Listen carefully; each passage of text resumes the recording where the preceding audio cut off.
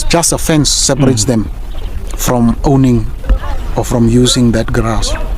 And the way they are looking at white people these days, the whites themselves are saying, the eyes are saying, time is up. Time is up. Johan is a descendant of one of the roughly 30,000 Germans that stayed in Namibia after German colonization ended in 1915. This white population live in enclaves of relative luxury, fencing out the majority black population from land they claim is theirs. Germans here are sealed off from most Namibians socially, and despite having been here for generations, they usually don't speak any of the indigenous languages. If I meet a young guy here on the farm, I talk to him English, because I knew he had English at school. If I talk to an older guy, I talk Afrikaans. Okay, but you don't speak Oshibambo, I guess. No, only a few words. There could not be a greater contrast between whites here, who own up to 50% of agricultural land, but they make up less than 1% of the population. They enjoy one of the highest standards of living in the world, but despite gaining independence from apartheid South Africa in 1990, the majority of black Namibians remain amongst the poorest. It's truly a country in which people can very easily live in different worlds, and that is because the apartheid design of society, not only spatial but also socially, kind of prepared for that. You have our cities, you look at towns, how they are divided. It's classical apartheid style. On the edges of every big city in Namibia, you have these sprawling townships where people are living with limited access to water, limited sanitation, no flushing toilets, and barely any electricity. And this is where you really feel that so much of the population of Namibia are living just in the shadows. Workers on the other end of town, they only encounter white people as bosses, essentially, as supervisors or managers. Socially, the old apartheid structure is replicating itself, and we're sitting here now, 28 years after independence.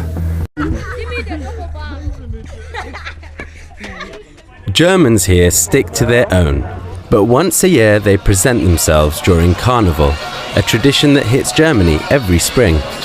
The parade is like a showcase of their community, their spectators, the poor black population. It's the German blood, the tradition, that's where we all get crazy and live off. Brings people together and everyone's happy-go-lucky, come join, there's no stress, no nothing.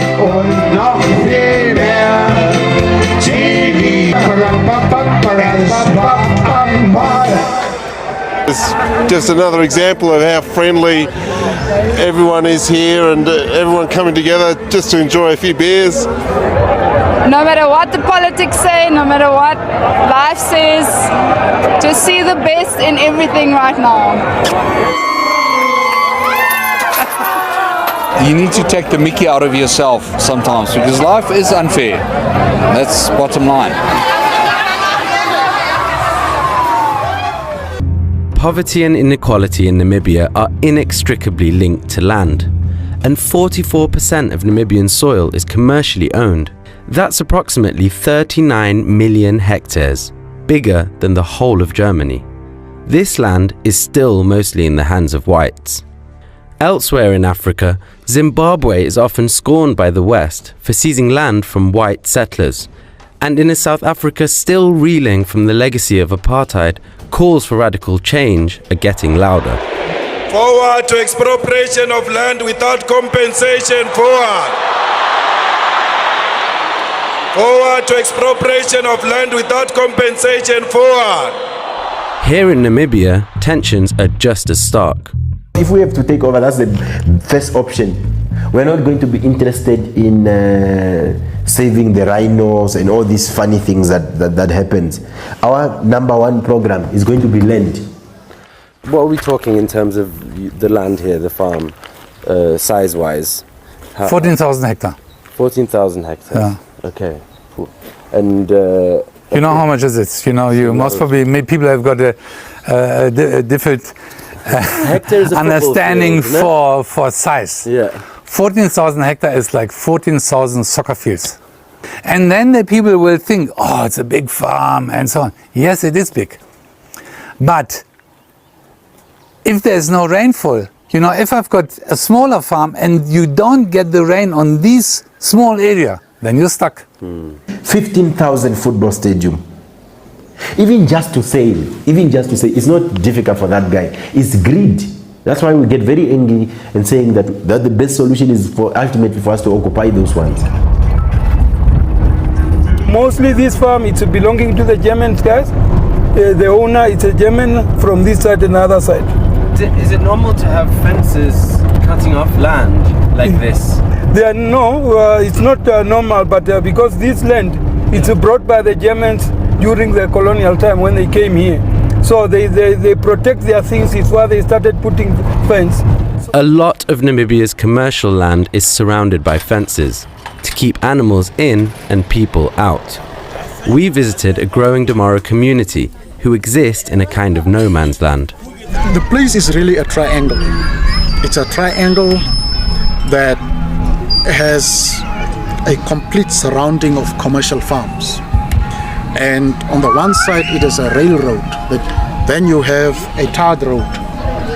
And in this 150 to 200 hectares is a community of 2,000 plus people squeezed in. Sorry for anyone. We're not going to make any apologies. If one day we get into government, we're going to change the law and we're going to expropriate the land without any compensation. We just need land. We are in the southern part of the African continent, in Namibia, a large country rich in resources. They extract uranium and diamonds here, and it's an agricultural country. 70% of the population is engaged in agriculture or in some related industries. Namibia has a lot of land. There are vast expanses here. The population is only 3 million. That means less than 4 people per square kilometer. It is one of the least populated countries in the world, and in this country people lack land. Look, on the left and right of the road, everything is fenced off. You can get out of the car, but taking a walk is unlikely because all of this is private land. Everything is divided. These are farms. Most of the private land is in the hands of white farmers, and there are fewer whites in Namibia, 2% of the population.